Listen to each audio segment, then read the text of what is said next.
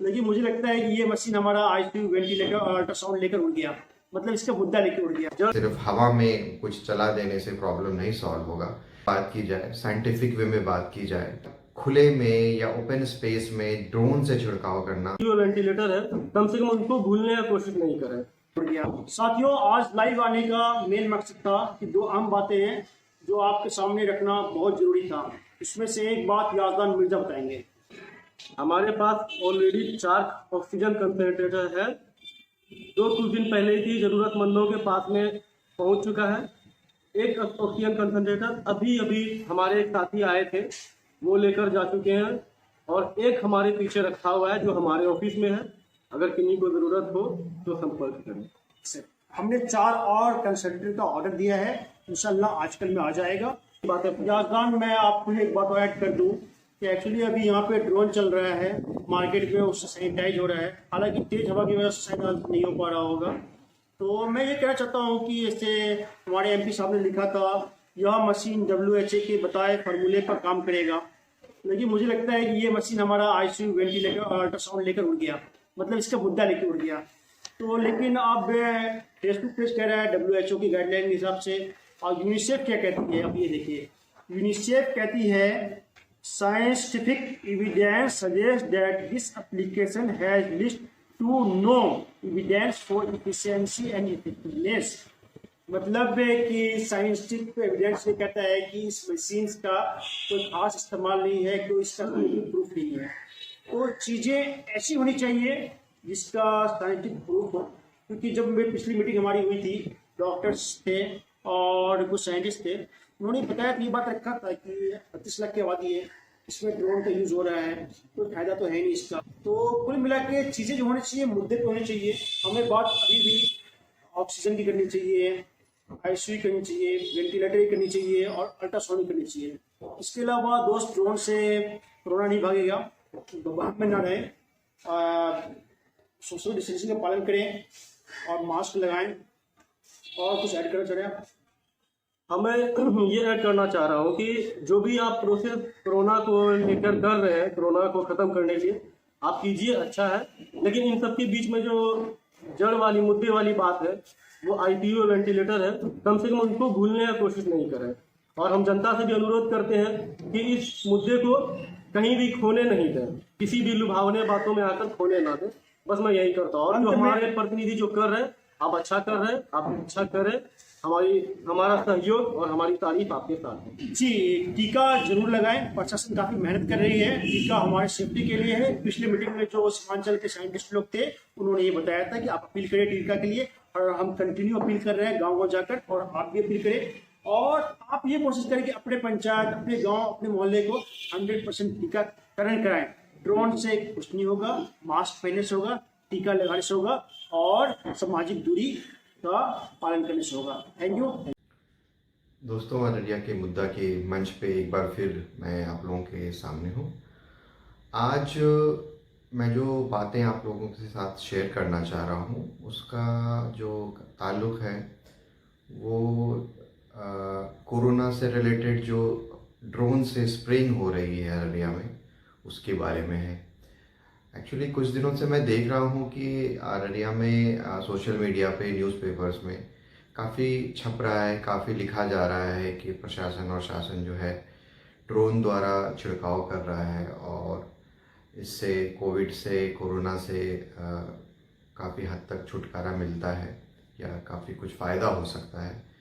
तो मैंने सोचा क्यों ना इसके ऊपर कि आखिर ये इसका क्या फ़ायदा है और ये कितना इफ़ेक्टिव है, कितना इसकी कितनी ज़रूरत भी है कि नहीं है, इसके बारे में बात की जाए। तो मैंने सोचा चलो इसके बारे में बात की जाए। तो जैसा कि आप जानते हैं, जो प्रशासन है वो ड्रोन द्वारा स्प्रेइंग करवा रहे हैं। तो इसका 2 पहलू है जिसके ऊपर ध्यान देने की ज़रूरत है। पहला पहलू तो ये है कि जो छिड़काव हो रहा है उसमें जो केमिकल यूज़ किया जा रहा है, वो कौन सा केमिकल यूज़ हो रहा है। क्या वो केमिकल कोरोना के लिए बहुत इफ़ेक्टिव है? क्या वो केमिकल इंसानों के लिए नुकसानदेह नहीं है? और दूसरा पहलू है कि क्या खुले में या ओपन स्पेस में ड्रोन से छिड़काव करना, इसका कोई मतलब भी है। तो मैं दोनों टॉपिक पे आज आपसे बिल्कुल शॉर्ट में कुछ बात करना चाहता हूँ। पहली बात तो ये है कि ये ड्रोन मतलब सुनने में लगता है कि बहुत कोई बड़ी चीज़ है या वैसी चीज़ है, वैसे बहुत बड़ी चीज़ नहीं है। देशों में अपने इंडिया में भी लोग आजकल बच्चों को भी खेलने के लिए ड्रोन खरीद के दे देते हैं, तो ये कोई बहुत नई चीज़ या बड़ी चीज़ नहीं है। तो बट हाँ, बिल्कुल अररिया के लिए कोई नई चीज़ ज़रूर है ये।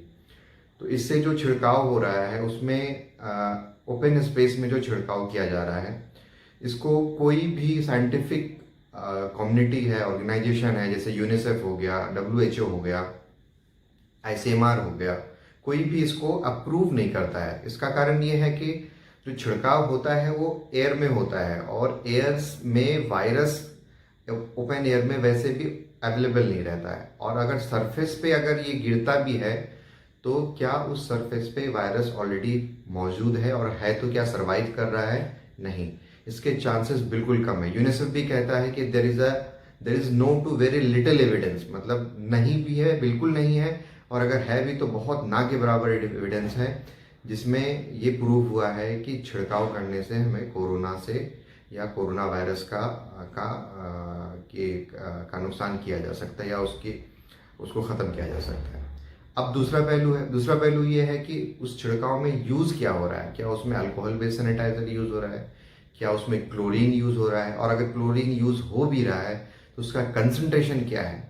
अगर उसका कंसंट्रेशन ठीक ठाक है तो ज़रूर वो फ़ायदेमंद है किसी भी जीवाणु को और कीटाणु को मारने के लिए। लेकिन अगर वो एक पर्टिकुलर कंसंट्रेशन से कम है तो उसका भी कोई मतलब नहीं है। तो ओवरऑल आप देखें तो जब एक कॉम्बिनेशन बना के देख रहे हैं कि ओपन स्पेस में आप छिड़काव कर रहे हैं, वो भी कौन से केमिकल से कर रहे हैं पता नहीं, तो उसका ओवरऑल कोई ज़्यादा मतलब नहीं है। बजाय इसके कि आप जो छिड़काव करें अल्कोहल बेस्ड करें या ठीक है क्लोरीन बेस्ड ही करें, लेकिन वैसी जगहों पे करें जहाँ पर पब्लिक मूवमेंट ज़्यादा है, या जहाँ पर पब्लिक आती जाती ज़्यादा है, या फिर जहाँ पर पब्लिक जो है टच ज़्यादा कर रही है। अगर आप रोड पे चल रहे हो सिंपली, तो उससे आपको कोरोना से कोई खतरा नहीं है अगर आप सिर्फ रोड पे मूवमेंट करो। लेकिन अगर आप कहीं जा रहे हो, किसी चीज़ को छू रहे हो बार बार, या किसी सरफेस से आप बार बार कॉन्टैक्ट में आ रहे हो, जिसको हम सरफेस कंटामिनेशन भी बोलते हैं, उससे ज़रूर होने का चांस है। तो सरकार को ये भी चाहिए कि वैसी जगहों को सैनिटाइज करें, जैसे हॉस्पिटल हो गया या रेलवे स्टेशन हो गए। रेलवे स्टेशन में रेलवे की जो हैंडल्स होते हैं, रेल के हैंडल्स हो गए, पब्लिक प्लेसेस में और भी दूसरी जगह बहुत सारी ऐसी जगह हैं जहाँ पे इसका छिड़काव किया जा सकता है। उसका ज़रूर कुछ ना कुछ इम्पैक्ट होगा, लेकिन इसे खुले में एरियल स्प्रेइंग करने का बहुत ज़्यादा, या कि मैं कहूँ अपने लफ्ज़ों में या अपने एक्सपीरियंस से कहूँ तो कोई भी मतलब नहीं है। तो इसके प्रति जो हॉस्पिटल है हमारा या फिर जो हमारा प्रशासन है उसको ज़रूर देखना चाहिए कि सिर्फ हवा में कुछ चला देने से प्रॉब्लम नहीं सॉल्व होगा। इसकी जो रियलिटी है, इसकी जो एप्लीकेबिलिटी है, इसकी जो उपयोगिता है वो ज़मीनी स्तर पे भी हो, वरना हवा में चलाने से और न्यूज़पेपर में आने से कोई मतलब नहीं है।